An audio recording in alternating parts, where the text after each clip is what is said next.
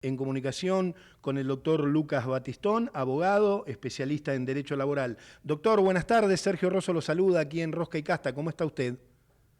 ¿Qué tal? Buenas tardes, ¿cómo estás? Bien, muy bien, un placer hablar con usted. Queríamos, doctor, consultarle sobre algunos aspectos legales, que usted nos ayude a entender o que nos explique de qué se trata este nuevo DNU del gobierno, qué implicancias legales tiene que el gobierno haya ampliado por decreto las actividades consideradas esenciales, según su mirada. Bueno, a ver, la primera implicancia de lo que está haciendo es limitando el ejercicio del derecho de huelga, ¿no? Eso Bien, es obvio. En realidad el decreto este es una reedición casi textual del decreto de necesidad de urgencia 7023 que ustedes recordarán está suspendido por la Justicia Nacional del Trabajo desde enero del 24, ¿sí? Es el bien. primer decreto que sacó Milei cuando quiso hacer la primera reforma laboral, que era mucho más ambiciosa que la que se terminó aprobando 7 meses más tarde, y esto que sale ahora es una reproducción de un artículo que ya contenía ese decreto anterior. Bien, ¿qué diferencia, a ver, digo, pensando en mis oyentes, pensando en mí también, qué diferencia jurídica hay entre actividad esencial y actividad de importancia trascendental? ¿Solamente es técnico o hay alguna, en los hechos hay alguna diferencia?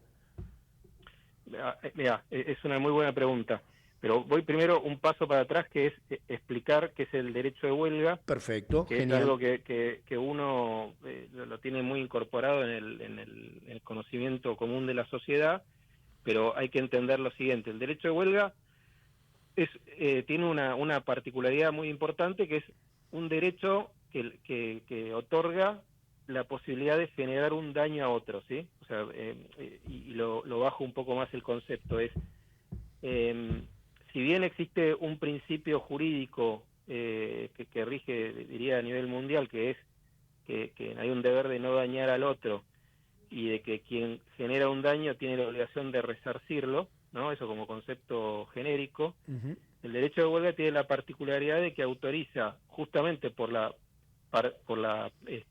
particularidad, valga la redundancia, que tienen las relaciones de trabajo, autoriza, en este caso, a un colectivo que es el de trabajadores, que se considera como hiposuficiente, es decir, que tiene un poder de negociación menor al del empleador, autoriza a ejercer la huelga generando un daño del empleador. ¿Cómo se genera este daño? Bueno, obteniendo o reteniendo la fuerza de trabajo, ¿no? Entonces, este derecho de huelga, que en nuestra Constitución tiene una regulación específica en el artículo 14 bis, lo que hace este decreto es, de alguna manera, encorsetarlo, ¿no? Entonces, antes de la reforma no existía una regulación específica o tan específica del derecho de huelga. Sí existía el mismo artículo 24 de la ley 25877, que es el que está reformando a través del decreto, pero lo que decía es que en lo que se consideraban servicios esenciales, que era una denominación, una enumeración taxativa que hacía la ley, y hablaba de la salud y de los del servicio de provisión de energía eléctrica. O sea, era muy acotado. Decía que los Mm. servicios esenciales se tenía que mantener una prestación mínima y que las partes tenían que acordar esa prestación mínima, ¿no? Ahora lo que hace este decreto es no solamente ampliar la cantidad de actividades esenciales, que antes eran estas poquitas que enumeré, y ahora el decreto lo extiende a muchas otras, sino que además ahora también introduce un concepto nuevo, que es el de las actividades de importancia trascendental, que son otras muchas actividades distintas a los servicios esenciales, donde lo que dice la norma es que si se ejerce el derecho de huelga en esas actividades de importancia trascendental, se tiene que mantener una prestación mínima del 50%, y en el caso de los de servicios esenciales del 75%. Entonces, Claro. todo esto que genera, lo que genera es que, como decía al principio, que ese derecho a dañar que tiene el empleado al empleador, ¿no?, como factor de negociación, se acota muchísimo, ¿no? Porque no es lo mismo el impacto que puede tener una huelga si yo corto totalmente el servicio o la prestación, donde el impacto será muy grande, así la ley me dice que yo lo máximo que puedo hacer es recortarlo en un 25, en un 50%, según sea considerado una actividad esencial o de importancia trascendental. Bien, es decir, entonces, si es una actividad esencial, la prestación mínima debería ser, según el DNU, del 75%, y si es una actividad de importancia trascendental, del 50%. ¿Entendí bien?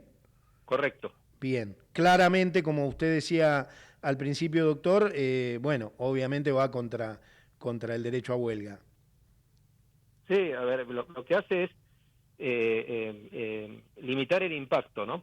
Y hay toda capaz es largo de explicar, pero para sintetizarlo, hay toda una discusión inmensa en la doctrina de si se debe regular específicamente el derecho de huelga o no, ¿no? Y hay dictámenes de la Organización Internacional del Trabajo, y obviamente atrás de esto hay un interés económico muy grande, ¿no? De hecho, fíjate lo siguiente, curiosamente, la Organización Internacional del Trabajo, que es el organismo internacional que regula todas las cuestiones del trabajo y donde la mayoría de los países del mundo adhieren, ¿no? Lo que nosotros conocemos como los convenios de la OIT, no sé, convenio 87 de libertad sindical, el 98 de negociación colectiva, o sea, son todas normas internacionales que los países van ratificando y adhieren. Digo, curiosamente, la Organización Internacional del Trabajo no tiene ningún convenio sobre la huelga, ¿no? Ninguno. O sea, esto, si bien es un derecho que está admitido a nivel mundial, fíjate que el órgano internacional más importante de legislación laboral no tiene regulado ningún convenio del derecho a huelga. ¿Y esto por qué es? Bueno, claramente es porque por estos intereses que yo decía antes, donde como la OIT es un órgano que está compuesto de manera tripartita, es decir, están por un lado los estados, por otro lado una representación de los trabajadores y otra representación de los empleadores, ha existido siempre una resistencia del sector empleador a admitir que se establezca una regulación mínima del derecho de huelga, ¿no? Entonces, este derecho que no tiene una regulación internacional específica, al menos de la OIT, pero sí de otras normas, por ejemplo, que adherió Argentina, como el Pacto Internacional de Derechos Económicos, Sociales y Culturales. En algunos países tiene una regulación más laxa y en otros más estricta. Acá, con este DNU, se va a una regulación que lo que busca es encorsetar digamos, el poder de daño que puede generar una huelga. Bien, doctor, la CGT presentó un amparo contra el límite a huelga. ¿Qué cree que puede suceder en la justicia? ¿Hay algún antecedente en nuestro país?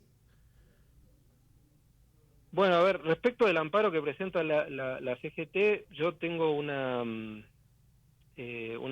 posición que quizás no es la mayoritaria, y es que yo creo que, en rigor de verdad, como la CGT no representa al total de colectivo de trabajadores, porque si bien es una organización gremial de tercer grado, representaría al colectivo de trabajadores que están representados por los gremios que son parte de la CGT, ¿no? Y hay gremios que no son parte de la CGT, por ejemplo están en otra vertiente, en la CTA, claro. o imagine, o los trabajadores que no están convencionados, con lo cual, desde mi punto de vista, aun cuando el amparo tuviera una recepción favorable, yo pienso que ese fallo no debería tener aplicación a todo el país, ¿sí? En todo caso, debería aplicarse de manera favorable, si fuera que Claro.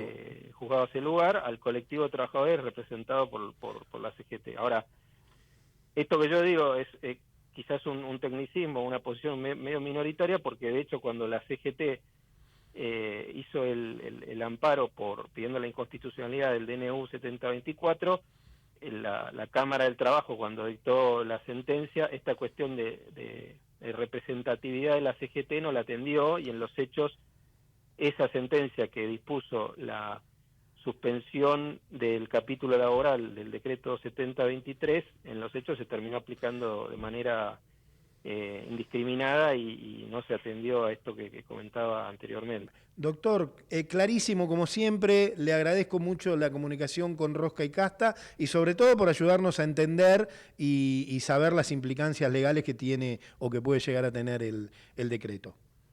Bueno, muchas gracias por el llamado, espero que estén bien.